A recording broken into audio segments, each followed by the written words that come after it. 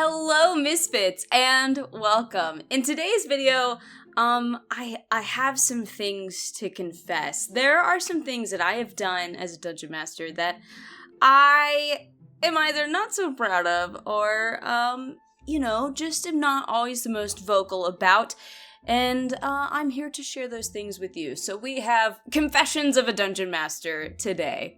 And I should preface this by saying that, just because I and many other Dungeon Masters do these things, there's reason behind it. And also, just because we've done things that you guys might not like as players, doesn't mean we don't learn from that and try to do better in the future. So I'm just here to sort of share some of my experiences with my own growing pains as a Dungeon Master to hopefully help you guys as you try to become better Dungeon Masters and Game Masters yourself. So, confession number 1.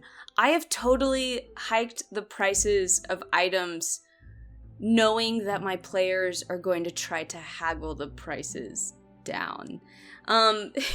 So my players will think that they're getting a deal when really now they're getting the textbook price that it probably should have been from the beginning. This is not the best thing. I feel a little guilty about this, but also, let me clarify, okay? A lot of times, adventurers, go through these campaigns and they earn just vast amounts of wealth. And then they don't necessarily have stuff to spend it on. So part of the reason why I might hike up the prices is because I know that they have the gold, and I know that if they don't spend it here, they're just gonna hoard it and it'll never go anywhere. So I'm trying to get them to spend their wealth a little bit. On the other side of things, my players historically don't haggle that often. I don't know why, but for some reason they forget that that's an option when they're shopping, so sometimes they just won't haggle at all. And I'm sitting there you could try to haggle the price down just a little bit and it won't be so expensive. And then after the fact they're like, oh yeah, I guess I could have done that, and then I just sort of facepalm, and it's well, I guess I just sort of cheated them out of, some of their gold. But it's fine, right? It's totally fine. And another thing in my defense for this one is, the DMG doesn't really list prices for a lot of things.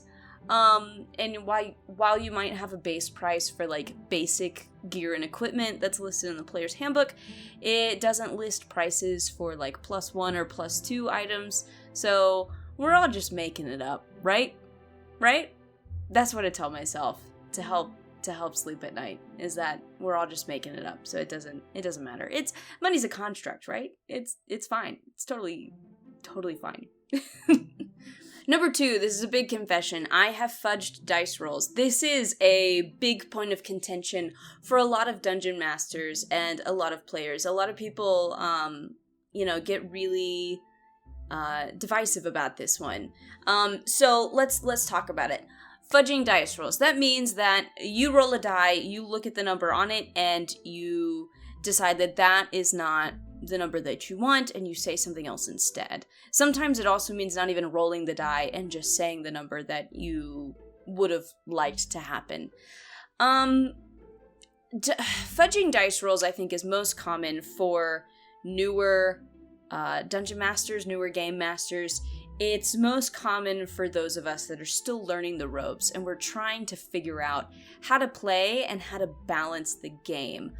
I think, with the connotation that it's a new Dungeon Master doing it, it's more often than not totally fine.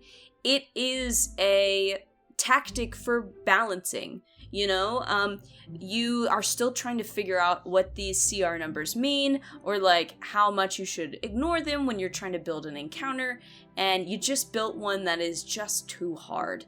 So you need to lie a little bit about some of the rolls to help pull the punches of the enemies so that you don't kill your players.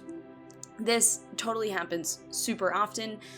I'm trying to think if I fudged dice rolls in the first campaign I ran or not. My first campaign was a published campaign module, so I don't really recall fudging much in that one because a lot of that work for balance and stuff has been done for you.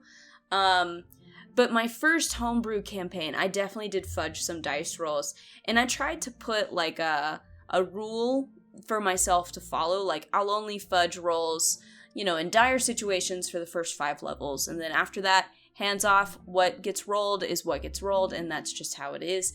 And I stayed true to that, and there was just a handful of rolls that I fudged on. And something that's super important is I was always fudging the roll for the betterment of the players, really it would be things like, I would roll a crit, and I knew that the crit would, kill them, so I would say that it was an 18 or a 19 instead. So it was still a hit, they still got the hit in, but it didn't do, the extra damage and stuff. So that was typically the situations in which I fudged dice rolls, in the past. I have since, come to feel like I don't need to do that anymore. I feel like I have a pretty decent grasp on the game and how to balance and other ways to make changes on the fly to kind of rebalance things if it seems like it's going in a bad direction, and then also just trusting that the chaos and the uncertainty of what's going to happen is what makes the game fun, and we'll find a way forward regardless of what the result is. So that's definitely something that I've done in the past, and I've learned to not do anymore. And I think it makes for a more interesting game now, but I totally understand doing that as a newer dungeon master. Number 3, I've totally messed with HP mid-combat. This is kind of up there with fudging dice rolls. The thing with this is you're not really affecting how hard any enemy hits, whether or not they hit. You're not really messing with how difficult the enemy is in and of itself. Really, the only reason why you should mess with HP is to try and control how long the encounter lasts. So this is definitely something I've done, and it's something that I will probably always do, because it's super, super important for prolonging or shortening a combat that needs to be either prolonged or shortened. Sometimes you can tell that the combat encounter that you've created it was meant to be something really significant and important, and it's just not measuring up. And sometimes that means you gotta keep that enemy on the board a little bit longer. Ultimately they're gonna get defeated, but you just need it to pack a little bit more of a punch, and the only way that that's gonna happen is if it lives just a few seconds longer than it would have normally. Sometimes that also means wow, this combat is dragging on. I can tell that my players aren't enjoying it much anymore. The next good hit they get in, it's going to wipe it out regardless of how much health it has. I've totally done either thing. The point is that I am not messing with the health in order to kill any of the player characters or anything like that. It's just to relegate how long or short the combat encounter is. That is totally it. There are several combat encounters where I have messed with health. I even messed with health. I let my players make level 20 characters, and then I put them up against a Tarrasque. The problem is I had 7 level 20 characters that were up against a Tarrasque, and no Tarrasque is going to be able to survive that. They could have fought 2 Tarrasques and won. So, I think in the middle of that combat, the Tarrasque suddenly gained, 500 health or something like that. It needed to happen, because otherwise it was going to die in, the second round. So, it needed to be around just a little bit longer. But yeah, I've totally messed with HP. I confess to that crime, but I'm not sorry about it. I'm gonna keep doing it. Number 4, I have totally rewritten backstories and parts of the campaign, mid-story.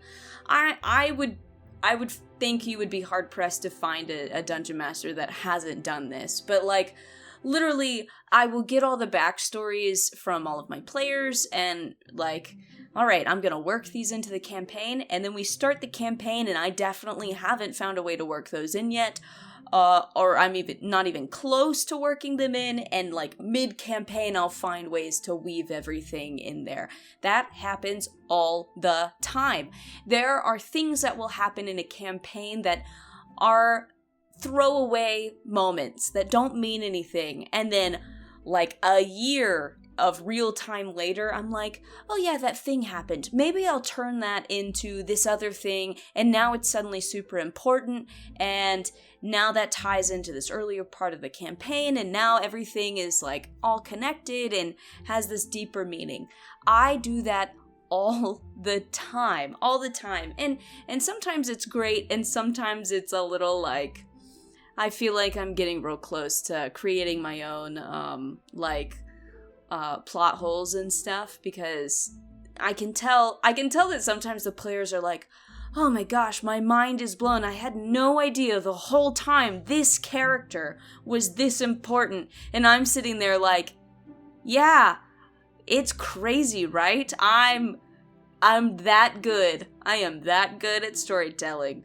I heard, there was something that, I'm pretty sure it was Liam O'Brien from Critical Role, said at one point. He was talking about the game, and he was talking about how D&D, the story writes itself forwards and backwards, like as you're playing it.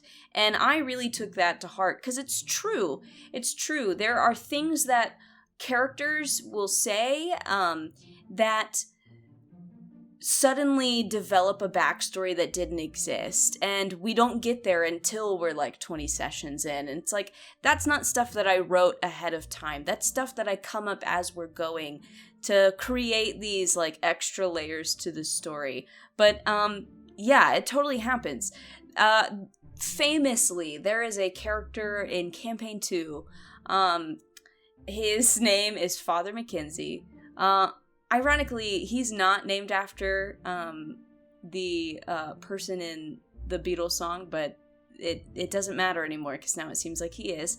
But the character's name is Father Mackenzie, and he is a super important character in that campaign, and he did not exist until like a year into playing this campaign, and he is like critical to the backstory of several players, and he like totally didn't even exist as a thought in my mind until we had already been playing the game for like a year. So that's just an example of like how that happens and what that means. Like, yeah, sometimes we just totally rewrite stuff. There are also times when I think I have a set plan for like a character or a story arc, and then something will happen and I'm like, yeah, that's not good enough anymore, or that doesn't make as much sense anymore. We're gonna rework it, we're gonna rewrite it. And I think that's totally fine. I think that's kind of the beauty of the game. But yeah, don't feel like bad if you start the game and you don't have it all figured out. That's totally normal. Most of us don't have it all figured out when we start a campaign. We're just working through it as we go. Alright, one more confession. I am guilty of often not prepping or not reading before I start a session. I know I really harp on my players, like, you need to take notes, you need to read up on all of your stuff, like, be prepared when you come to the table. I am equally guilty of not being prepared. And there's a lot, I think Dungeon Masters do this. I won't say all Dungeon Masters. I think there's several of us that do this, where we just sort of come to the table not super prepared, but knowing that we can wing it to a certain degree. And there are times when that works out, and we totally can wing it. I've definitely sat down at the table with like 0 notes written, just maybe like a thought or two in my mind, and been able to run like 3 hours of game, and it's fine, and everybody has a good time. There are also times when I have sat down at the table, I've not really prepped or read much, and then I throw my players into a combat encounter, and then I'm sitting there trying to run a monster that I've totally not read over the stat block for, and it bites me in the butt. It makes my turns in combat take a really long time, and I'm the one holding up the game and making everything take longer than it's supposed to. And that's when it's not okay. So, like, yeah, I think when it comes to like improv and like acting out as a character and stuff like that, that's totally fine to like not be super prepared for. But when it comes to like running combat or dealing with things that have like real mechanics tied to them, I think you need to do a little bit of prep and take a little bit of time to read and be ready for that to come up in the game.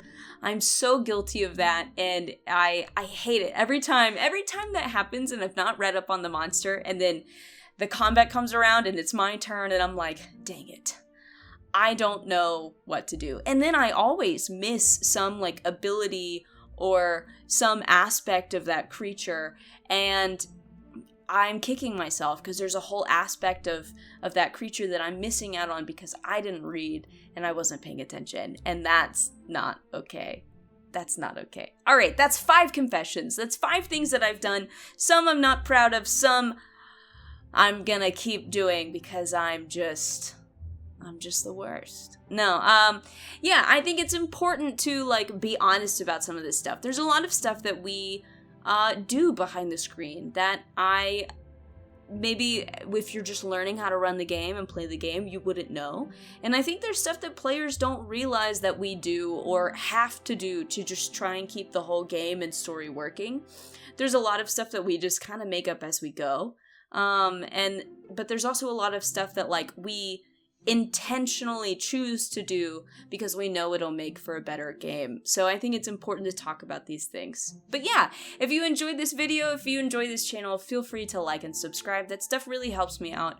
Way more importantly, leave a comment down below. What are some things that you do as a dungeon master that feel like a little bit of a confession you don't normally talk about or broadcast? I'd be very interested to hear. Leaving comments on this video really helps other people find it. Boosting that engagement is what helps people find the channel, and that is always a nice help. So yeah, with all of that said and done, I hope you guys have a great rest of your day, a great rest of your week, and I will see you again next time.